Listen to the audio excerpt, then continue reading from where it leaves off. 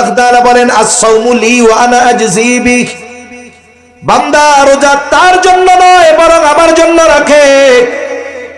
এই জন্য আল্লাহ তাআলা জানায় দেন ওয়া আনা আজজি বিহ, আমি তার রোজার প্রতিদান দিব। সুবহানাল্লাহ বলেন। তার মানে রোজাদার যদি গুনাহ মুক্ত রোজা রাখতে পারে তাহলে তার রোজার প্রতিদান স্বয়ং যিনি দিবেন তিনি কে? কোন কোন মুহাদ্দিস বলেন যে রোজার প্রতিদান হলো স্বয়ং আল্লাহ নিজে, স্বয়ং আল্লাহ নিজে। আবার আল্লাহ রাব্বুল আলামিনের নবী জানায় দেন যারা দুনিয়ায় আল্লাহর জন্য পিপাসিত থাকবে, তৃষ্ণায় বুকের ছাতি ফেটে যায়, তাও পানি আছে ঘরে, ফ্রিজে, জগে, কলে, সব জায়গায় পানি আছে, কেউ দেখে না, শুধুমাত্র চিন্তা করে পানি পান করলে কেউ না দেখলেও কে দেখবে? জোরে বলেন। এই চিন্তায় আল্লাহর জন্য যারা পিপাসায় কষ্ট করে তৃষ্ণার্ত থাকে, নবীজি জানায়া দেন আল্লাহ তাআলা ওই মানুষগুলাকে কিয়ামতের দিন নিজে পানি পান করাবে।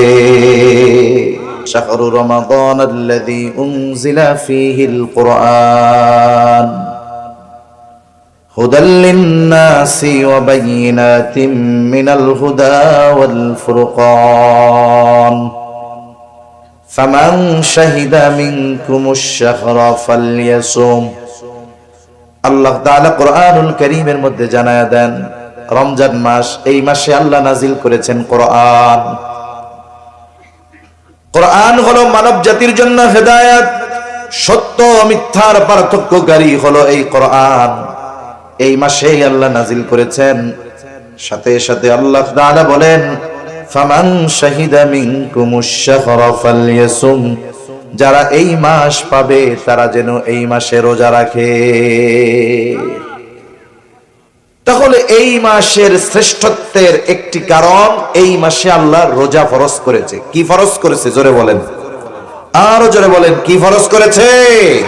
রোজা। কথা কি বুঝেন? কষ্ট হয় না তো?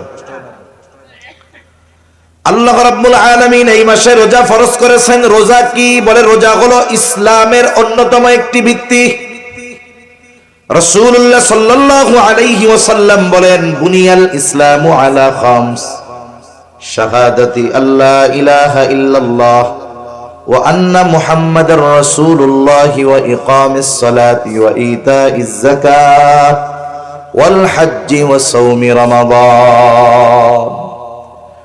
রাসূলুল্লাহ সাল্লাল্লাহু আলাইহি ওয়াসাল্লাম বলেন ইসলামের ভিত্তি হলো পাঁচটি। এক নাম্বার, এই কথার সাক্ষ্য দেওয়া আল্লাহ ইলাহা ইল্লাল্লাহ, আল্লাহ ছাড়া কোনো ইলাহা নাই। মুহাম্মাদুর রাসূলুল্লাহ সাল্লাল্লাহু আলাইহি ওয়াসাল্লামের রিসালাতের ব্যাপারে সাক্ষ্য দেওয়া আল্লাহ ছাড়া ইলাহা নাই। ওয়া আশহাদু আন্না মুহাম্মাদার রাসূলুল্লাহ, আমি আরো সাক্ষ্য দিচ্ছি যে মুহাম্মদ সাল্লাল্লাহু আলাইহি ওয়াসাল্লাম আল্লাহ তাআলার রাসূল। দুই নাম্বার ওয়া ইকামিস সালাহ, নামাজ কায়েম করা। তিন নাম্বার ওয়া ইতাইজ যাকাত, যার উপরে যাকাত ফরজ হয়েছে যাকাত প্রদান করা। ওয়াল হজ, যার উপরে হজ ফরজ হয়েছে হজ করা। ওয়া সাওমি রমাদান, রমজান মাসে রোজা রাখা। এখন এই রমজান মাসে রোজা রাখবে কে?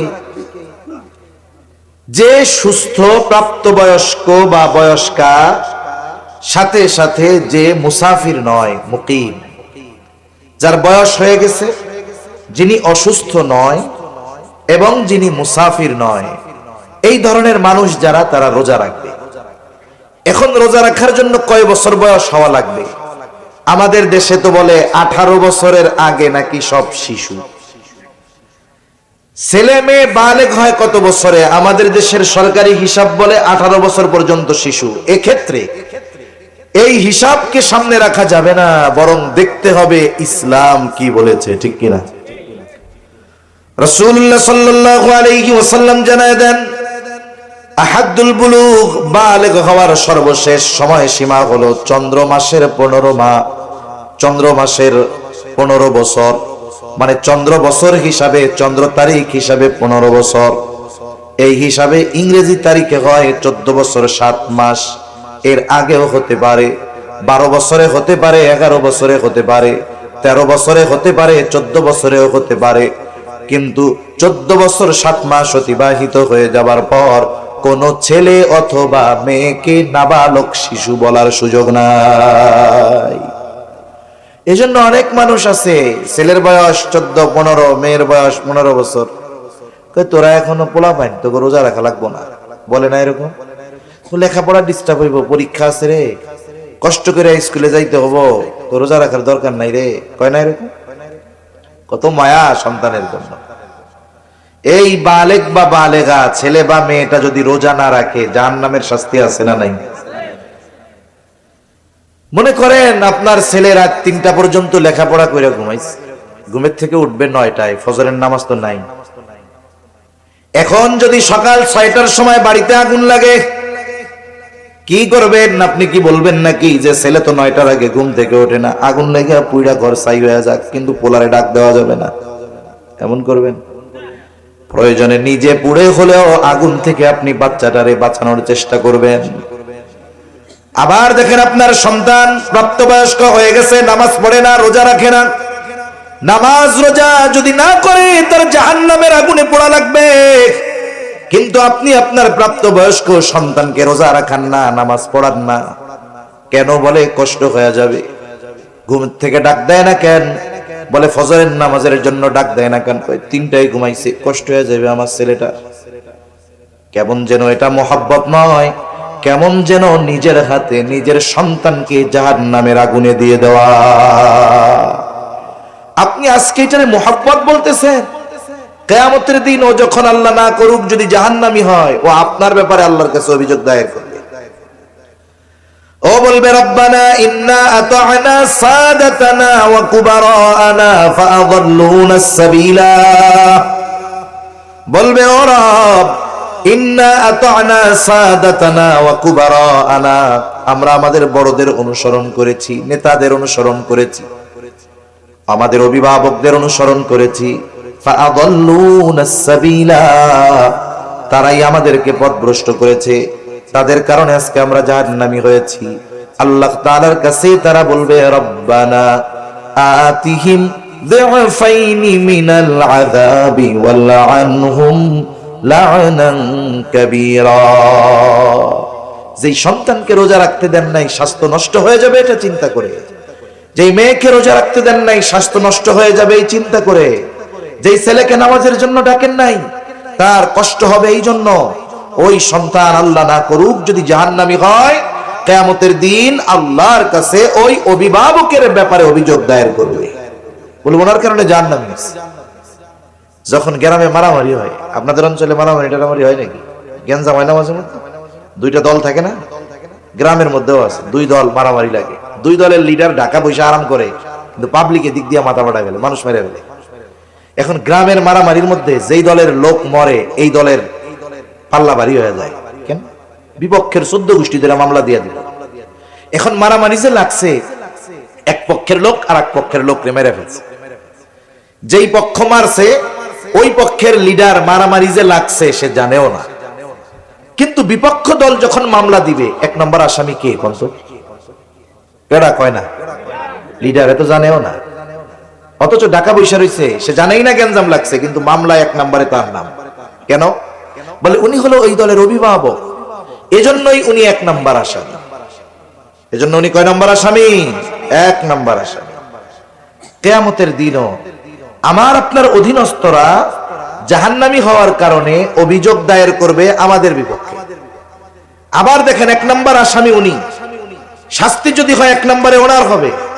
অনুরূপ ভাবে অভিভাবকের ব্যাপারে যদি অধীনস্থরা আল্লাহর কাছে অভিযোগ দায়ের করে যে আমি তো নামাজি না, ও তো সাক্ষী দিবে যে আমি তো মারছিলাম, আমার লিডার কইছে লাইগা, বলবে না এরকম? ও দোষ দিবে অভিভাবকের। অভিভাবক অপরাধ না করেও 1 নম্বর অপরাধী। এজন্য মনে রাখতে হবে, অধীনস্থদের কারণে অভিভাবক কিয়ামতের দিন ধরা পড়ে যাবে। এই যে মোহাব্বত, নামাজ পড়লে রোজা রাখলে কষ্ট হবে, এই মোহাব্বত মোহাব্বত নয়, এই মোহাব্বত হলো নিজের পায়ে নিজে কুড়াল মারা, ঠিক কিনা বলেন? সন্তানটাও জাহান্নামে যাবে, এই মায়া যে দেখাবে তার জন্য জাহান্নামে যাওয়া লাগতে পারে। এজন্য প্রাপ্তবয়স্ক ছেলে হোক আর মেয়ে হোক, আমরা তাদেরকে রোজা রাখাবো ইনশাআল্লাহ, নিজেরাও রাখবো। তাহলে রমজান মাস এক নম্বরে শ্রেষ্ঠ মাস হওয়ার কারণ হলো এই মাসে আল্লাহ রোজা ফরজ করেছেন, যা ইসলামের অন্যতম একটি ভিত্তি। 2 নাম্বার, এই মাস শ্রেষ্ঠ হওয়ার কারণ বলে এই মাসে আল্লাহ তাআলা কোরআনুল কারীম নাজিল করেছে। আল্লাহ তাআলা বলেন, শাহরু রমাদানাল্লাযী উনজিলা ফীহিল কুরআন হুদাল লিন-নাসি ওয়া বাইয়িনাতিন মিনাল হুদা ওয়াল ফুরকান। আল্লাহ তাআলা বলেন, শাহরু রমাদান, রমজান মাস, আল্লাযী উনজিলা ফীহিল কুরআন, যেই মাসে আল্লাহ নাজিল করেছেন কোরআন। এই কোরআন হুদাল লিন-নাস, মানুষের জন্য হেদায়েত, ওয়া বাইয়িনাতিন মিনাল হুদা ওয়াল ফুরকান, এই কোরআন হলো সত্য মিথ্যার মধ্যে পার্থক্যকারী, এজন্য কোরআন হলো ফুরকান। আল্লাহ তাআলা আরেক জায়গায়, অনেক জায়গায় বলেছেন কোরআন হলো হুদাল লিল মুত্তাকিন, মুত্তাকিনদের জন্য হেদায়েত। আবার আল্লাহ এই জায়গায় বললেন হুদাল লিন-নাস, গোটা মানব জাতির জন্য হেদায়েত। বলে মানব জাতির মধ্যে মুসলিম আছে, অমুসলিম আছে, নাস্তিক আছে, আস্তিক আছে, আছে না নাই? বলে মানব জাতির জন্য হেদায়েত কেন? যদি কোন কাফের, যদি কোন নাস্তিক, ইসলাম বিদ্বেষী, সেও যদি কোরআনুল কারীম যথাযথভাবে অনুধাবন করে হৃদয় দিয়ে পড়ে বুঝে, আশা করা যায় এই কোরআন তাকে সত্য মিথ্যা পার্থক্য করণের জ্ঞান দান করবে। কোরআন যদি যথাযথভাবে সে অনুধাবন করে, তাহলে এই কোরআনের মাধ্যমে কোনটা হক, কোনটা বাতিল, কোনটা সত্য, কোনটা মিথ্যা, এই কোরআন তাকে সেই সত্য মিথ্যার পার্থক্য করার যোগ্যতা দিয়ে দিবে। এজন্য কোরআন হুদাল লিন-নাস। এজন্য এই পৃথিবীতে অনেক মানুষ যারা অমুসলিম, যারা নাস্তিক, কিন্তু এরা কোরআন তিলাওয়াত করে, কোরআন বুঝে পড়ে, এই মানুষগুলো কোরআনের ছোঁয়ায় ঈমানের মতো দৌলত অর্জন করতে পেরেছে। সুবহানাল্লাহ। তাহলে আল্লাহ তাআলা এই মাসে নাজিল করেছেন কোরআন। 3 নাম্বার কারণ, এই মাসেই আছে লাইলাতুল কদর, যেটা 1000 মাসের চাইতে উত্তম। আল্লাহ তাআলা বলেন, ইন্না আনজালনাহু ফি লাইলাতিল কদর ওয়া মা আদরাকা মা লাইলাতুল কদর লাইলাতুল কদরি খায়রুম মিন আলফি শাহর। আল্লাহ তাআলা বলেন, আমি ইন্না আনজালনাহু ফি লাইলাতিল কদর, আমি কদরের রজনীতে নাজিল করেছি এই কোরআন। ইন্না আনজালনাহু আই ইন্না আনজালনাল কুরআনা ফি লাইলাতিল কদর, আমি কদরের রজনীতে কোরআন নাজিল করেছি। ওয়া মা আদরাকা মা লাইলাতুল কদর, আপনি কি জানেন লাইলাতুল কদর কি? আল্লাহ তাআলা লাইলাতুল কদরের পরিচয় দিয়ে বলেন, লাইলাতুল কদরি খায়রুম মিন আলফি শাহর, বলে ওই রজনীটা হলো এমন এক রাত, বলে ওই রাতের মর্যাদা 1000 মাসের চাইতেও বেশি। 1000 রাতের চাইতেও উত্তম এই একটা রজনী। এটা আছে কোন মাসে? জোরে কর। খিদা লাগছে আপনাকে? তাকবীর দেন, নারায়ে তাকবীর, আরো জোরে নারায়ে তাকবীর। তাহলে এই লাইলাতুল কদর কোন মাসে আছে? রমজান মাস। লাইলাতুল কদরে মানে এই রাতে আল্লাহ কি নাজিল করছে? কোরআন। তাহলে রমজান মাসের 1 নাম্বার শ্রেষ্ঠত্বের কারণ, 1 নাম্বার বলে এই মাসে রোজা ফরজ করেছে আল্লাহ। 2 নাম্বার, এই মাসে নাজিল করেছেন কোরআন। 3 নাম্বার, এই মাসেই আছে 1000 মাসের চাইতে উত্তম এমন এক রাত, লাইলাতুল কদর। 4 নাম্বার, নবীজি সাল্লাল্লাহু আলাইহি ওয়াসাল্লাম জানায় দেন অন্যান্য মাসের চাইতে রমজান শ্রেষ্ঠ কেন। নবীজি বলেন, ইদা দাখালা রমাদান, যখন রমজান মাস চলে আসে, নবীজি বলেন, ফুত্তিহাত আবওয়াবুল জান্নাহ, আল্লাহ তাআলা জান্নাতের দরজাগুলো খুলে দেয়। আর এক বর্ণনায় আসছে ফুত্তিহাত আবওয়াবুস সামা, আসমানের দরজাগুলো খুলে দেওয়া হয়। আর এক বর্ণনায় আসছে ফুত্তিহাত আবওয়াবুর রাহমাহ, আল্লাহ তাআলা রমজান মাসে রহমতের দরজাগুলো খুলে দেয়। এরপরে আসছে ফুত্তিহাত আবওয়াবুল জাহিম, আগুলিকাত আবওয়াবুল জাহিম, জাহান্নামের দরজাগুলোকে বন্ধ করে দেওয়া হয়। ওয়া সুলসিলাতিশ শায়াতিন, এবং শয়তানকে এই মাসে শিকলে আবদ্ধ করে ফেলা হয়। তাহলে রমজান মাস বছরের শ্রেষ্ঠ মাস, শ্রেষ্ঠত্বের কয়েকটা কারণ আমরা জানলাম। এখন এই মাসে আমাদের করণীয় কি আছে এটা নিয়ে অল্প কিছু কথা বলে আমি আমার আলোচনা শেষ করে দিব ইনশাআল্লাহ। বেশি লম্বা কথা বলবো না, কারণ আগামী দিন যেহেতু একেবারে 99% বলা যায় যে আমাদের রোজার প্রস্তুতি আছে, এজন্য গভীর রাত করা ঠিক হবে না। এখন এই মাসে আমাদের আমল কি, করণীয় কি জানার দরকার আছে না নাই? আমরা জানি, তবে এগুলো ঠিক মতো মানি না। এক নাম্বার, এই মাসে যে আমল সেটা হলো রোজা। এটা আমাদের জন্য ফরজ। আল্লাহ তাআলা কোরআনুল কারীমের মধ্যে বলেন, ইয়া আইয়ুহাল্লাযীনা আমানু কুতিবা আলাইকুমুস সিয়াম কামা কুতিবা আলাল্লাযীনা মিন ক্বাবলিকুম লাআল্লাকুম তাত্তাকুন। আল্লাহ তাআলা বলেন, হে ঈমানদারেরা, কুতিবা আলাইকুমুস সিয়াম, তোমাদের উপরে রোজা ফরজ করা হয়েছে যেমনি ভাবে তোমাদের পূর্ববর্তীদের উপরে ফরজ করা হয়েছিল। আল্লাহ তাআলা রোজা ফরজের ঘোষণা দিয়েছেন, সাথে সাথে বান্দা যেন চিন্তা না করে কেমন করে রোজা রাখবো। এই জন্য আল্লাহ তাআলা বান্দাকে জানায় দেন, বান্দা এই রোজা শুধু তোমাদের উপরে ফরজ করা হয়েছে এমনটা নয়, বরং তোমাদের পূর্ববর্তীদের উপরেও রোজা ফরজ করা হয়েছিল। তোমাদের পূর্ববর্তীদের উপরেও রোজা ফরজ করা হয়েছিল। যখন কোন বিষয়ের আদেশ নতুন করে কাউকে দেওয়া হয়, সে যদি মনে করে এই আদেশ মনে হয় আমার আগে এই পৃথিবীতে আর কেউ, তখন তার কাছে কঠিন লাগবে। যদি তারে বলা হয়, আরে মিয়া তুমি কি প্রথমে এই কাজ করবা নাকি, তোমার আগে কত মানুষে করছে, তখন তার মধ্যে একটা মানসিক চিন্তা আসবে, আমার আগে যদি মানুষেরা কইরা থাকে তাহলে আমি পারবো না কেন? ঠিক কিনা বলেন? এজন্য আল্লাহ তাআলা আদেশ করার পর জানায়া দিলেন, এই রোজা শুধু তোমাদের উপরে ফরজ করা হয়েছে এমনটা নয়, বরং তোমাদের পূর্ববর্তীদের উপরেও এই রোজা ফরজ করা হয়েছে। পূর্ববর্তীদের উপরে রোজা ফরজ ছিল, আদম আলাইহিস সালাম থেকে নিয়ে প্রত্যেকটা উম্মতের উপরে রোজা ফরজ ছিল, তবে রোজার সিস্টেম ছিল ভিন্ন ভিন্ন। সব উম্মতের উপরে এক ধরনের রোজা আল্লাহ ফরজ করেন নাই। যেমন অতীতের উম্মতদের থেকে জানা যায় সারাদিন কথা না বলা, এটাও ছিল এক ধরনের রোজা।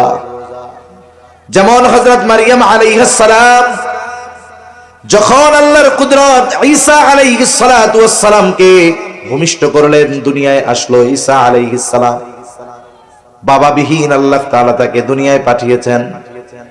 এবার দুগ্ধপোষ্য ওই শিশু সন্তানকে নিয়ে আল্লাহ তাআলা আদেশ দিলেন, যাও তুমি তোমার কওমের কাছে চলে যাও। সাথে সাথে আল্লাহ রাব্বুল আলামিন তাকে জানায় দিলেন যে তোমারে তো তোমার কওম সম্প্রদায় অনেক কথা জিজ্ঞাসা করতে পারে, তুমি তখন কি করবা? আল্লাহ তাআলা শিখায় দিলেন, তুমি বলবা, ফাকুলি ইন্নী নাযারতু লিররহমানি সাওমান ফালান উকাল্লিমাল ইয়াওমা ইনসিয়া। যখন আসছে নিয়া, বিবাহ শাদী হয় নাই, কোলে বাচ্চা, স্বাভাবিক মানুষেরা তো খারাপ বলতেছে, জিজ্ঞাসা করতেছে পোলা কার, এই কার। সে এখন বলে, আমি আজকে দয়াময়ের প্রতি সাথে ব্যাপারে এই মানত করছি যে আজকে আমি রোজা, আজকে আমি আর কোনো কথা বলতে পারবো না। তার মানে দেখুন, সারাদিন কথা না বলা এটাও রোজার একটা সিস্টেম ছিল, যে আমি আজকে মানত করেছি এটা, যে আমি আজকে রোজা, যার কারণে ফালান উকাল্লিমাল ইয়াওমা ইনসিয়া, আমি তোমাদের সাথে কোনো কথা বলতে পারবো না আজকের এই দিন। এখন কথা না বললে বাস্তব অবস্থা কি জানা যাবে? ঘটনা কি তো কিছু জানা যাবে না। এবার তারা বলা বলি শুরু করতেছে, ইয়া উখতা হারুনা মা কানা আবুকি ইমরাআ সাউইন ওয়া মা কানাত উম্মুকি বাগিয়া। হে হারুনের ভগ্নী, তোমার বাবাও তো খারাপ মানুষ না, তোমার মাও তো ব্যভিচারিণী না, এই পোলা বাচ্চা তুমি পাইলা কোথায়? এইবার সে তো আজকে রোজা রাখছে, ইশারা দিয়া বুঝায় দিছে আমি রোজা, আল্লাহর জন্য আজকে আমি রোজা রাখছি, কথা কইতে পারবো না। আল্লাহ রাব্বুল আলামিনের আদেশ, কথা তুমি বলবা না, আল্লাহই তো আদেশ দিয়েছে, ওই বাচ্চারে দেখায়া দিবা। ওরা যখন এই কথা বলতেছে, মারিয়াম আলাইহিস সালাম ঈসা আলাইহিস সালামের দিকে ইশারা করে দিছে, আমি তো কথা বলতে পারবো না, এরে জিগাও। এখন 2-1 দিনের শিশু কথা বলতে পারে নাকি? জোরে বলেন, পারে? পারে না। এরা এবার বলতেছে, ইশারা দিয়া দিছে এইদিকে, ফাশারাত ইলাইহি, আমারে কিছু না কইয়া এই বাচ্চারে জিগাও। তারা বলে, ক্বালু কাইফা নুকাল্লিমু মান কানা ফিল মাখদি সাবিয়্যা, হায়রে দোলনার শিশু, কোলের শিশু, এ আবার কেমনে কথা বলবে? মূল কথা যেটা, অতীতের উম্মতদের মাঝে রোজার একটা সিস্টেম ছিল, সারা দিন কোনো কথা না বলা। এই উম্মতের জন্য রোজা ফরজ হয়েছে। এই উম্মতের রোজার প্রাথমিক দিকে সিস্টেম কি ছিল? প্রথম দিকে আমাদের উম্মতের উপরে, এই উম্মতের উপরে রোজার সিস্টেম ছিল, সূর্যাস্ত যাওয়ার পরে ইফতার করত। বলে ইফতার করার পর যতক্ষণ না ঘুম যাবে ততক্ষণ খানা দানা সব চলবে, কিন্তু যদি ঘুমায় যায়, ঘুম থেকে উঠে আর কিছু খাওয়ার সুযোগ নাই। কেউ যদি ইফতার করে আবার ঘুমায়া যাইতো, তাহলে তাকে আর পরের দিন সূর্যাস্তের পরে গিয়ে খাওয়া দাওয়া করা লাগতো। এটা ছিল প্রথম দিকের সিস্টেম। ইফতার করে রাতে নামাজ পড়ে খাওয়া দাওয়া করে এই যে ঘুমাইতো, ঘুম থেকে উঠে আর খাওয়ার কোনো সুযোগ ছিল না। দুইটা ঘটনাকে কেন্দ্র করে আল্লাহ তাআলা আমাদের জন্য রোজাকে আরো ফরজ করে দিয়েছে। এক সাহাবী, সে দিন আনতো দিন খাইতো, প্রতিদিন তার পরিশ্রম করা লাগতো খাওয়ার জন্য। একদিন ইফতারের সময় সে হালকা কিছু ইফতার করছে, খেজুর দিয়ে একটু পানি দিয়ে, সারাদিন অভুক্ত, খিদা লাগছে। স্ত্রীরে বলছে, তুমি এক কাজ করো, খাবার কিছু আছে কিনা একটু দাও। তা ওনার স্ত্রী বলছে, ঠিক আছে, আপনি অপেক্ষা করেন, আমি আসতেছি। এখন খাবার আনতে আনতে ওই লোক ঘুমায় গেছে। ঘুমায় যখন গেছে, বলেন তো, ঘুম যেহেতু গেছে, ঘুম থেকে উঠে আর কিছু খাইতে পারবে? এখন সে রোজা, রাত হোক তাতে কি, তার মানে আগে রাইতেও রোজা ছিল, দিনেও তো ছিল। এরপরে লোকটা রোজা রাখছে, পরের দিন দুপুরবেলা কাজ করতে গিয়ে ক্ষুধার তীব্রতায়, দুর্বলতায় অজ্ঞান হয়ে গেছে। এটা হলো একটা ঘটনা। হযরত ওমর রাদিয়াল্লাহু তাআলা আনহু, উনি ইফতার করার পরে, নামাজ কালাম পড়ার পরে ঘুমায় পড়ছেন। পরবর্তীতে ওনার স্ত্রীর সাথে মেলামেশা হয়ে গেছে রাতে। এই দুই ঘটনা নবীজি সাল্লাল্লাহু আলাইহি ওয়াসাল্লামের কাছে জানানো হলো। এই দুই সাহাবীর ঘটনাকে কেন্দ্র করে আল্লাহ তাআলা উম্মতে মুহাম্মাদের জন্য রোজাকে ফরজ করে দিলেন। একেবারে সুবহে সাদিক পর্যন্ত পানাহার স্বাভাবিক সময়ের মতো করে দেওয়া হলো। সূর্যাস্ত থেকে নিয়ে সুবহে সাদিক পর্যন্ত খাওয়া দাওয়া সব কিছু চালু থাকবে। আর সুবহে সাদিক থেকে নিয়ে সূর্যাস্ত পর্যন্ত পানাহার থেকে বিরত থাকবে, স্ত্রীর কাছে যাওয়া থেকে বিরত থাকবে। উম্মতে মুহাম্মাদের জন্য এরপর থেকে রোজাকে সহজ করে দেওয়া হলো, যেই ধারাবাহিকতায় এখন আমরা রোজা রেখে থাকি। তাহলে আমাদের এই উম্মতের উপরেও প্রাথমিক দিকে রোজাটা একটু কঠিন ছিল, পরে আল্লাহ তাআলা আয়াত নাজিল করে, ওহী নাজিল করে উম্মতে মুহাম্মাদের জন্য রোজাকেও সহজ করে দিয়েছে। এই রোজা আমরা সবাই রাখবো তো ইনশাআল্লাহ। শোনেন, যারা বালেগ হয় নাই এদেরও রাখায় অভ্যস্ত করব। ও যদি পারে রাখবে, যদি দেখা যায় অসুস্থ হয়ে যাচ্ছে, পারতেছে না, খেয়ে নেবে, কোনো অসুবিধা নেই। কিন্তু ছোট বাচ্চা এখন থেকে অভ্যস্ত হোক, তাহলে কি হবে? পরবর্তীতে তার জন্য রোজা রাখাটা আশা করা যায় কঠিন হবে না, ইনশাআল্লাহ সহজ হয়ে যাবে। এখন এই কষ্ট করে যে আমরা রোজা রাখবো, এই রোজার প্রতিদান কত বেশি, কত বেশি, অনেক হাদিস বলা যাবে। আমি অল্প কয়েকটা হাদিস আপনাদের সাথে একটু আলোচনা করব। এখন এক নাম্বার বিষয় হলো, রোজা রেখে যদি আমরা হাদিসের ঘোষণা অনুযায়ী প্রতিদানগুলো আল্লাহর কাছে পেতে চাই, তাহলে শুধু সারাদিন না খেয়ে থাকলে হবে না, সারাদিন গুনাহ থেকেও বাঁচতে হবে। এজন্য রাসূলুল্লাহ সাল্লাল্লাহু আলাইহি ওয়াসাল্লাম বলেন, কিছু মানুষের রোজা হলো না খেয়ে থাকার নামান্তর। আবার নবীজি সাল্লাল্লাহু আলাইহি ওয়াসাল্লাম বলেন, যে রোজা রাখলো কিন্তু অশ্লীল ফাহিশা মন্দ গুনার কাজ ছাড়লো না, নবীজি বলেন তার না খেয়ে থাকায় আল্লাহ তাআলার কোনো কিছু আসে যায় না। তার মানে কোন ব্যক্তি যদি রোজা রেখে গুনাহ করে, চোখের গুনাহ, হাতের গুনাহ, জবানের গুনাহ, পায়ের গুনাহ, এই গুনাহ যদি করে, তাহলে তার রোজাটা কি হয়? শুধু ফরজ আদায় হয়। ওই রোজার দ্বারা যে প্রতিদানের কথা আসছে হাদিসে, এগুলো কিছুই সে পাবে না।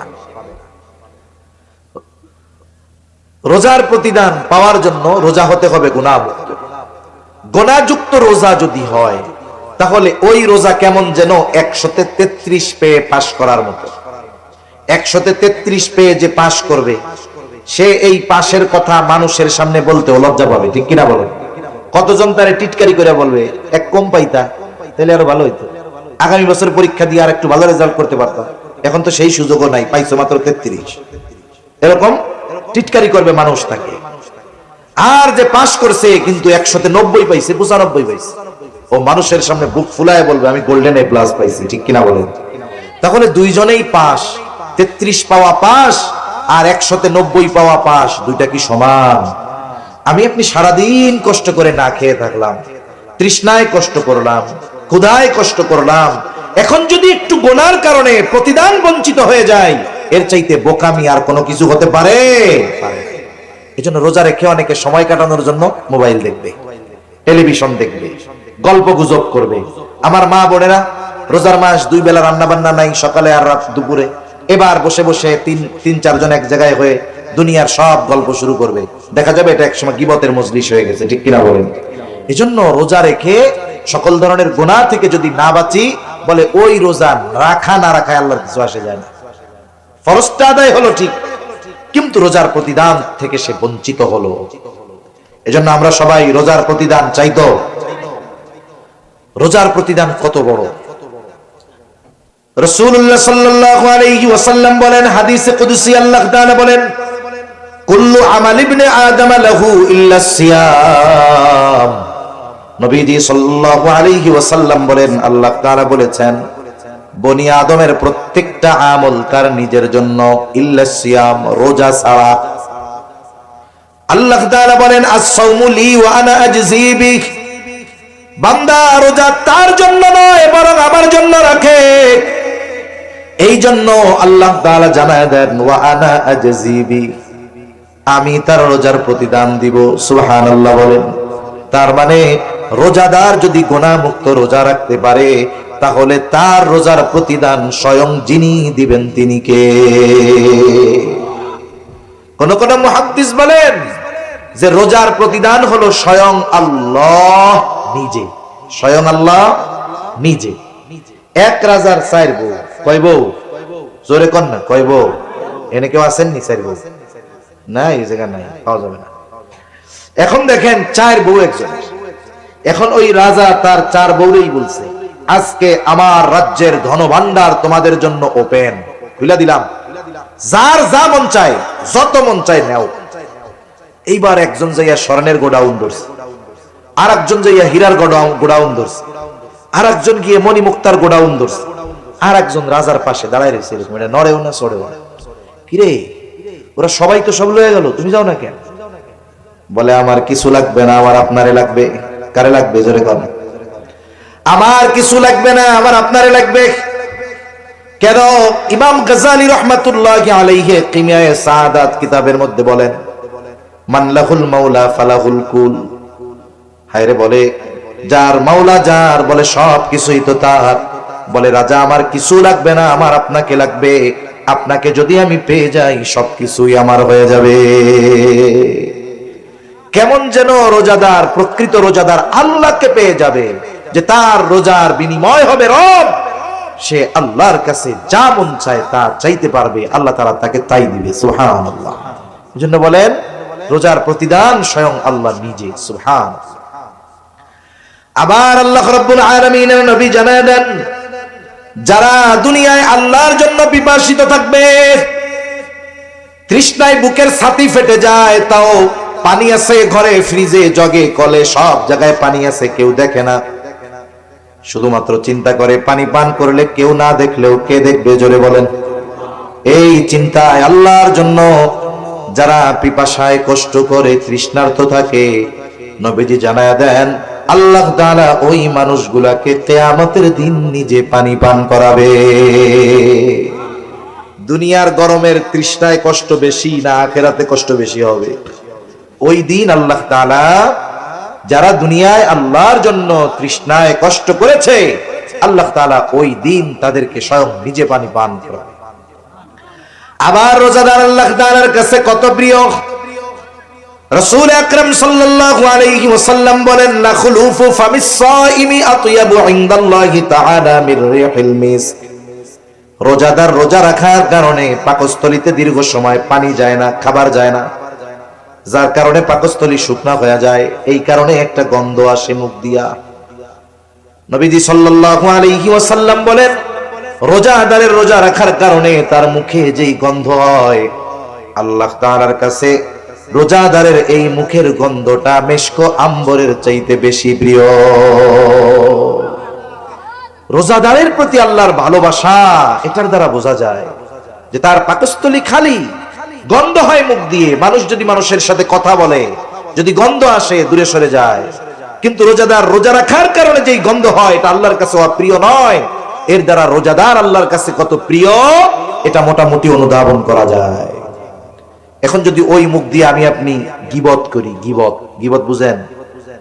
একজনের অনুপস্থিতিতে তার দোষ ত্রুটি চর্চা করা, আলোচনা করা, মজা নেওয়ার জন্য, তার সংশোধনের জন্য নয়, শুধুমাত্র মজা নেওয়ার জন্য, তাকে হেয় করার জন্য।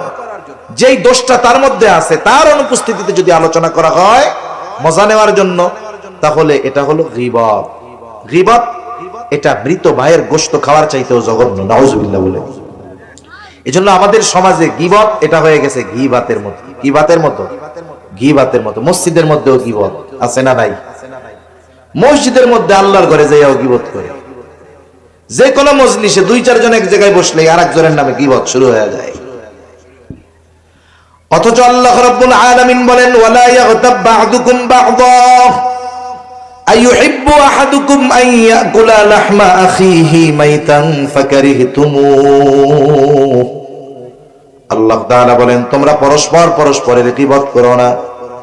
আইয়ুহিব্বু আহাদুকুম, তোমাদের মধ্যে কেউ কি এটা পছন্দ করো, আন ইয়াকুলা লাহমা আখিহি মাইতা, মৃত ভাইয়ের গোশত খাওয়া তোমাদের মধ্যে কেউ কি পছন্দ করো? আল্লাহ বলেন, ফাকারিহতুমুহ, মৃত ভাইয়ের গোশত খাওয়া তোমরা অপছন্দ করো। অথচ গীবত করার মাধ্যমে কেমন যেন সে মৃত ভাইয়ের গোশত খায়।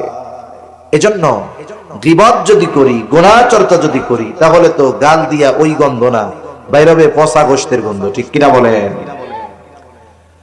রোজাদারদের স্পেশালিটি কি? রোজাদারদের সম্মান কত আখিরাতে, কিয়ামতে? নবীজি সাল্লাল্লাহু আলাইহি ওয়াসাল্লাম বলেন, ইন্না ফিল জান্নাতি বাবান ইউকালু লাহুর রায়্যান।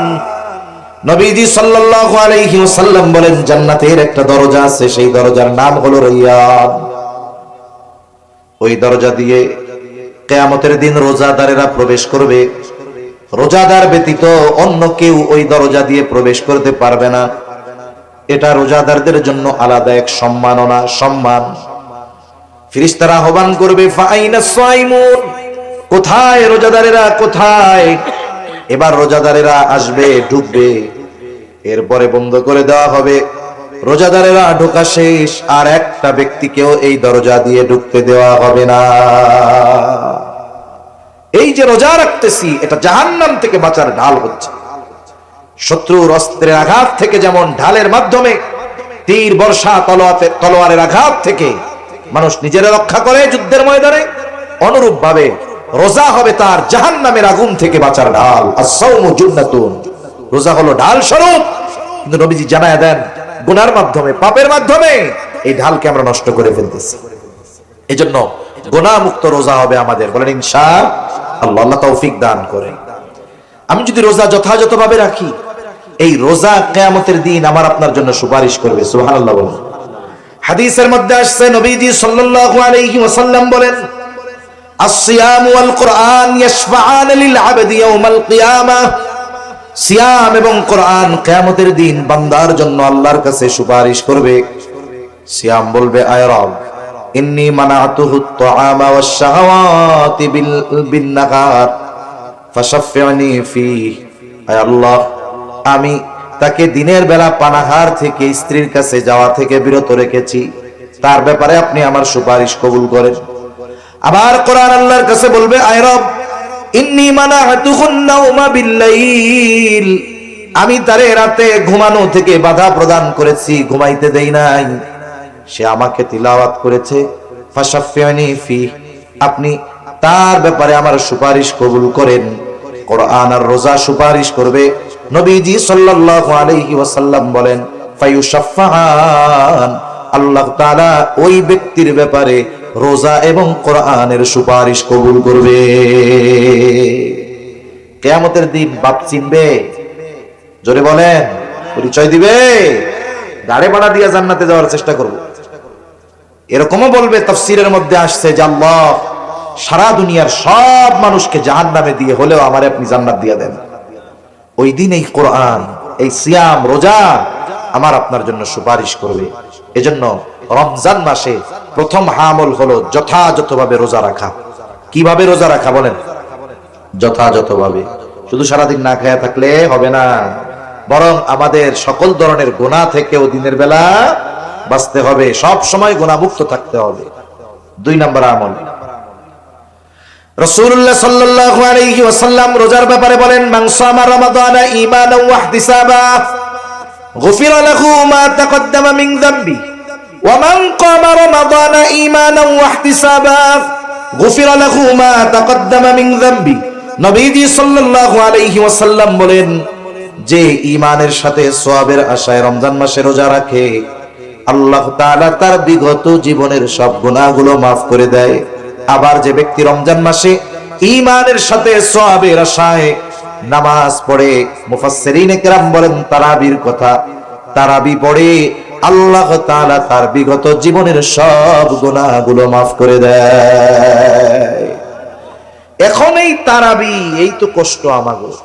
আহা, অনেকে চিন্তা করতেছে রোজা তো রাখবো কষ্ট করে, বিকাল বেলা তো ইফতারটা ভালো করবো, তারাবি 20 রাকাত, উফ, এখনই কোমর ব্যথা, গিরা ব্যথা, ঠ্যাং ব্যথা শুরু হয়ে গেছে।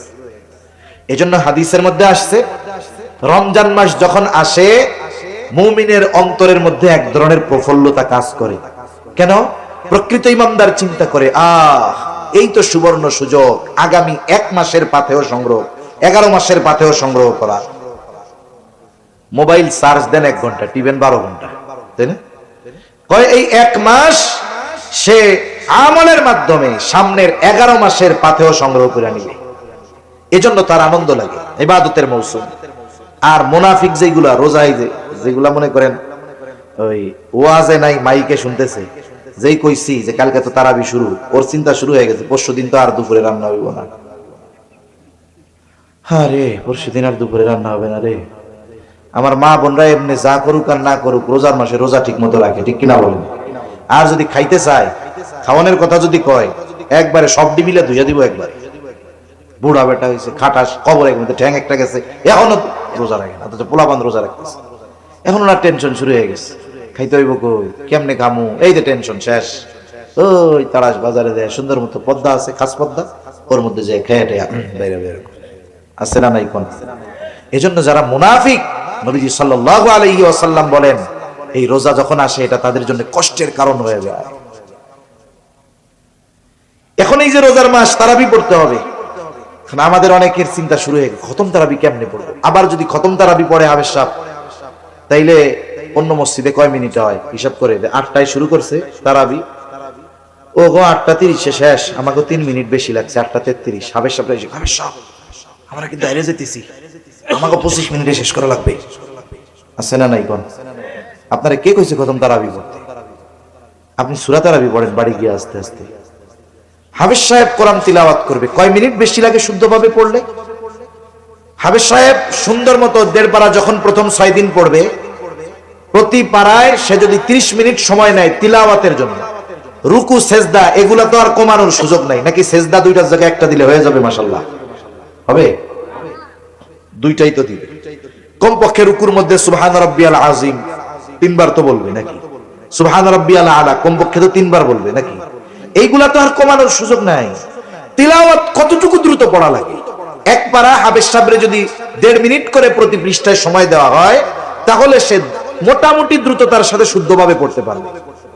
আর যদি সে প্রতি মিনিটে 1 পারা 1 পৃষ্ঠা পড়তে চায়, পড়তে পারবে, কিন্তু পরিপূর্ণ শুদ্ধ আর স্পষ্ট ভাবে হবে।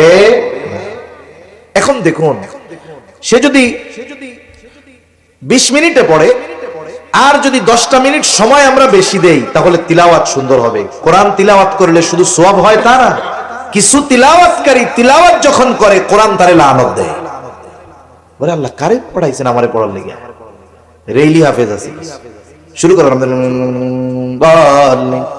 মুসল্লি কিচ্ছু বুঝলো না, কোনো লাভ হইছে?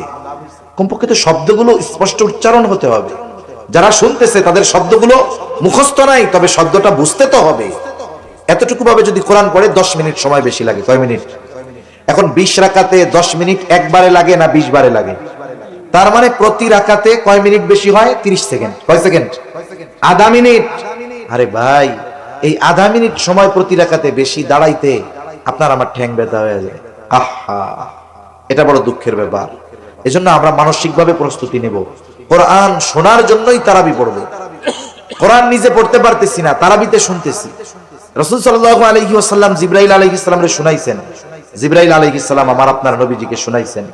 এজন্য কোরআন শোনা আমলি কাজ, ফেরেশতারা আমল, জিবরাইল আলাইহিস সালামের আমল।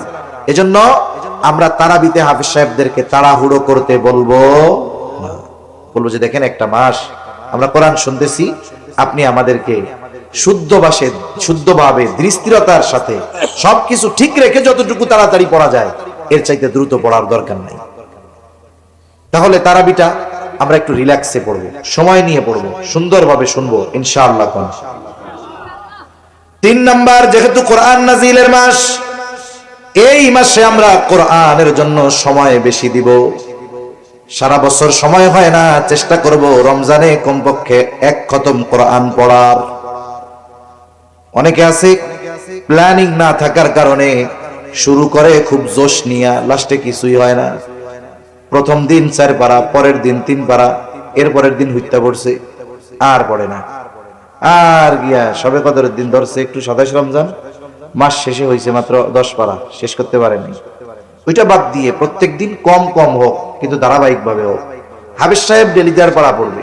যারা কোরআন শরীফ পড়তে পারেন, প্রত্যেক নামাজে প্রথম 6 দিন পড়বেন, প্রতি নামাজে 6 পৃষ্ঠা করে। কয় পৃষ্ঠা করে? 6 পৃষ্ঠা। ফজরের নামাজে গেছেন, যদি সুন্নাত পড়ে সময় হয় আপনি পড়ে ফেললেন 2 পৃষ্ঠা। ফরজের পরে বাড়ি চলে না আইসা 4 পৃষ্ঠা পড়ে আসলেন। জোহরে গেলেন, লম্বা সময়, একটাই আজান 1.5টায় নামাজ, 4 রাকাত পড়া 20 মিনিট সময়, আপনি পড়ে ফেলতে পারলেন 6 পৃষ্ঠা। এইভাবে 6 দিন যদি পড়া হয়, প্রত্যেক দিন 5 পৃষ্ঠা করে পড়লে দৈনিক হয় 30 পৃষ্ঠা। হাফেজি কোরআন শরীফের 1.5 পারা। হাফেজ সাহেব প্রথম 6 দিন 1.5 পারা করে পড়বে। এরপরে আপনি 7 দিনের থেকে 1 পারা করে পড়েন। প্রতি ওয়াক্তে 4 পৃষ্ঠা। কয় পৃষ্ঠা? তাহলে 5 ওয়াক্তে 4 পাঁচা কত হয়? 20 হয়ে গেল 1 পারা। দেখা গেল সুন্দরভাবে ধীর স্থিরতার সাথে আপনার মসজিদের তারাবি হাফেজ সাহেবের জবানে 1 খতম শোনা হলো, নিজেও 1 খতম পড়া হয়ে গেল। এজন্য আমলগুলো কম হোক, এটা ধারাবাহিক যদি হয়, এটা আল্লাহ তাআলার কাছে বেশি প্রিয়। এভাবে আমরা কোরআন পড়ব। যারা কোরআন পড়তে পারি না, হাফেজ সাহেব থাকবে, ইমাম সাহেব থাকবে, তাদের কাছ থেকে আমরা একটু কোরআন শেখার চেষ্টা করব। অনেকে আছে অনেক দিন নামাজ পড়ে কিন্তু সূরাগুলা সহি শুদ্ধ নাই। আপনি কোরআন শরীফের সূরাগুলো সহি শুদ্ধ করবেন, সূরা ফাতিহাটা ঠিক করবেন, সূরা নাস, ফালাক, ইখলাস, কুল হুয়াল্লাহ যত সূরা আছে কমপক্ষে শেষের 10টা একবারে শুদ্ধভাবে শিখে নিলেন। অনেক মুসল্লি আছে 30 বছর নামাজ পড়ে, সূরা ফাতিহার প্রথম আয়াতের অর্থ জিজ্ঞেস করলে কইতে পারবে না। অনেক মুসল্লি আছে। মারিফুল কোরআন আছে মসজিদে, একটু খুইলা অনুবাদটা দেখেন যে আল্লাহ কি বলছে, আলহামদুলিল্লাহি রাব্বিল আলামিন কি কইছে আল্লাহ এর মধ্যে, এগুলো একটু পড়েন, একটু ব্যাখ্যা পড়েন, দেখবেন এরপরে ইমামের পেছনে সূরা শুনতেন তিলাওয়াত ফাতিহা, আগে যেমন লাগতো, আপনি যখন অর্থ বুঝবেন, একটু ব্যাখ্যা জানা থাকবে, দেখবেন তখন আরো পড়তে শুনতে দুইটাই ভালো লাগতেছে। এজন্য কোরআনের সাথে একটু থাকা যাবে না ইনশাআল্লাহ। কত সওয়াব হবে কোরআন পড়লে জানেন? এক একটা অক্ষর পড়লে 10টা করে নেকি হয়। সুবহানাল্লাহ বলেন। রমজান মাসে সওয়াবের উপরে এমনি সময় আল্লাহ 10 থেকে 700 গুণ বাড়ায়। রমজানে এটারে গুণ দিবেন আরো কমপক্ষে 70 দিয়া, কমপক্ষে 70 দিয়া। প্রথম কত? 10 থেকে 700 তো আল্লাহ এমনি টাইমে দেয়, আর রমজানে কমপক্ষে ওইগুলার সাথে গুণ হবে কত? 70। তাহলে একটা অক্ষর পড়লে কত সওয়াব? কোরআন শরীফ পড়া সওয়াব কামানো যায় সবচাইতে বেশি। এজন্য রাসূলুল্লাহ সাল্লাল্লাহু আলাইহি ওয়াসাল্লাম বলেন, মান ক্বারাআ হারফাম মিন কিতাবিল্লাহি ফালাহু হাসানাহ ওয়াল হাসানাতু বিআশরি আমসালিহা লা আকুলু আলিফ লাম মিম হারফুন বাল আলিফুন হারফুন ওয়া লামুন হারফুন ওয়া মিমুন হারফুন। নবীজি বলেন মান ক্বারাআ হারফাম মিন কিতাবিল্লাহ, যে আল্লাহর কিতাব থেকে একটা অক্ষর তিলাওয়াত করে, ফালাহু হাসানাহ, তার জন্য একটি হাসানা।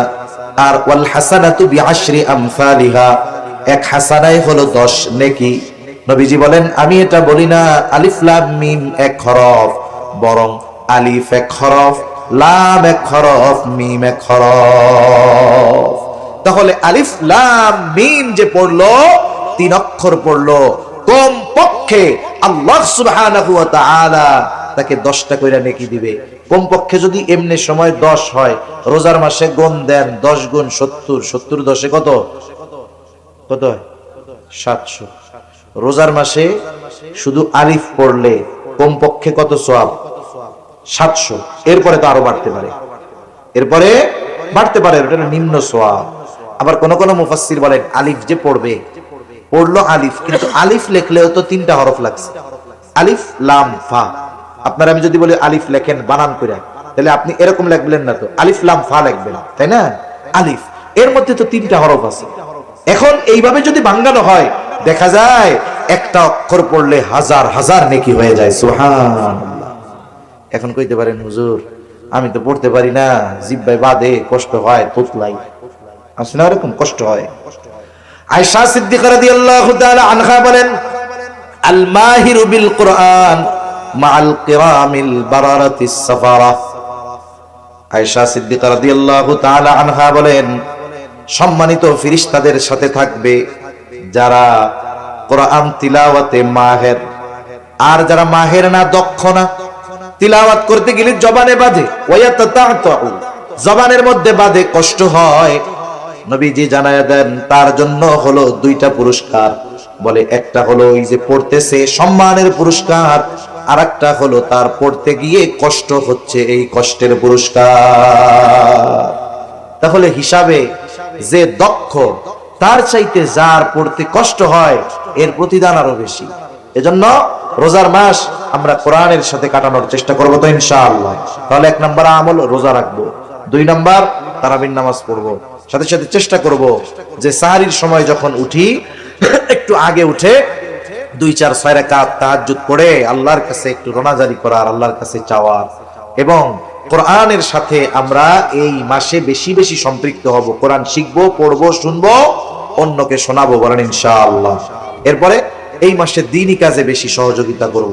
রাসূল সাল্লাল্লাহু আলাইহি ওয়াসাল্লাম ছিলেন আজওয়াদান নাস, সবচাইতে বড় দানশীল। রোজার মাস আসলে ওনার দানশীলতার পরিমাণ আরো বেড়ে যায়। একেবারে বাতাসের ন্যায় তিনি দুহাত প্রসার করে দান করতেন, মানুষদেরকে দিতেন। নবীকে আমরা গরিব বলি, অনেকে বলে গরিব নবী, না, নবীজি গরিব ছিলেন না, গরিবী হালতকে নবীজি গ্রহণ করেছেন। নবীজির কাছে অনেক সম্পদ আসতো নবীজির জন্য, নবীজি এগুলো মানুষকে দিয়ে দিতেন। একবার বাহরাইন থেকে নবীজি নামাজ পড়তেছেন মসজিদে, একেবারে বোঝাই বোঝাই নবীজির জন্য হাদিয়া আসছে, চাউল, আটা, গম, এইগুলা না, যা আসছে স্বর্ণ, স্তূপ হয়ে গেছে স্বর্ণ অলংকারের। নবীজি সাল্লাল্লাহু আলাইহি ওয়াসাল্লাম দুহাত ভরে ভরে এক একজনকে দিয়ে দিচ্ছেন, যে নাও এটা তোমার বাড়ি অলিরে পড়াইও, এটা নাও তুমি নিয়ে যাও, তোমার খরচ চালাইও। নবীজি গরিব ছিলেন না, নবীজির কাছে আসতো, নবীজি ধনী ছিলেন, কিন্তু তিনি দরিদ্রকে গ্রহণ করে নিয়েছেন। এজন্য নবীর কাছে যখনই আসতো নবীজি মানুষকে দিয়ে দিতেন। এরপরে আমরা মানুষকে ইফতার করাবো। ইফতার করানোর মধ্যে অনেক ফায়দা। 1 গ্লাস পানি দিয়ে হোক, একটা খেজুর দিয়ে হোক, এতে লাভ কি? আপনি কাউরে ইফতার করাইলেন, সে রোজাদার, তার রোজার সমপরিমাণ সওয়াব ইফতার করানেওয়ালা পেয়ে যাবে। এতে আবার যিনি রোজা রাখছেন তার কোনো সওয়াব কমে যাবে না। চিন্তা করে ওর বাড়ি ইফতার করে আমার সওয়াব যদি বেগটি নিয়ে যায়, খাওয়ানোর দরকার নেই, অসুবিধা নেই। যে রোজা রাখবে তারটাও কমবে না, বরং ইফতার যিনি করাবেন তিনি ওই পরিমাণ সওয়াব পেয়ে যাবেন। এই বিষয়গুলো আমরা খেয়াল রাখবো তো ইনশাআল্লাহ। আমাদের ঘরের মানুষের জন্য কাজ হালকা করে দিব। যদি কারো বাড়িতে কাজের লোক থাকে, আমরা তার কাজটাকে হালকা করে দেব রোজাকে কেন্দ্র করে। এইভাবে আমরা চেষ্টা করব আমাদের রমজান মাস অতিবাহিত করার। হতে পারে এই রমজান আমার আপনার জীবনের শেষ রোজা, ঠিক কিনা? হতে পারে কি পারে না? পারে। এজন্য রমজান মাস পেয়ে যে গুনাহ মাফ করাতে পারলো না, প্রসিদ্ধ এক হাদিস, নবীজি মেম্বারে উঠতেছিলেন, এক সিঁড়িতে উঠছেন আমিন, দ্বিতীয় সিঁড়িতে আমিন, তৃতীয় সিঁড়িতে আমিন। সাহাবায়ে কেরাম জিজ্ঞাসা করে, ইয়া রাসূলুল্লাহ সাল্লাল্লাহু আলাইহি ওয়াসাল্লাম, আপনি আমিন বললেন 3 বার, কিন্তু কি জন্য বললেন বুঝলাম না। নবীজি তখন তিনটা কারণ বলছে। এর মধ্যে একটি কারণ হলো, যেই ব্যক্তি রমজান মাস পেল কিন্তু তার গুনাহ মাফ করাতে পারলো না, সে ধ্বংস হয়ে যাক। দোয়া করছে রুহুল আমিন, আর আমিন বলছে রহমাতুল লিল আলামিন। এই দোয়া কবুল হইছে, কোনো সন্দেহ আছে? কোনো সন্দেহ নাই। সেই রমজান আমাদের একেবারে নিকটবর্তী। এজন্য মা বোনদেরকেও বলবো, যারা আছেন শুনতেছেন, সবাইকে অনুরোধ করব, আর গাফলতির কোনো সুযোগ নাই। সর্বোচ্চ প্রস্তুতি নিয়ে আমরা আগামী রজনী হতে পারে রমজান মাস শুরু হয়ে যাবে। এই মাসটা যেন হেলায় খেলায় গুনায় আমাদের কেটে না যায়। এ মাসটা যেন ইবাদতময় হয়, এ মাসটা যেন কোরআনময় হয়, এ মাসে যেন মসজিদের সাথে আমার আপনার সম্পৃক্ততা বেশি থাকে। এই চেষ্টা আমরা করবো তো ইনশাআল্লাহ। আল্লাহ তাআলা তৌফিক দান করেন। জবান খুলে বলি আমিন।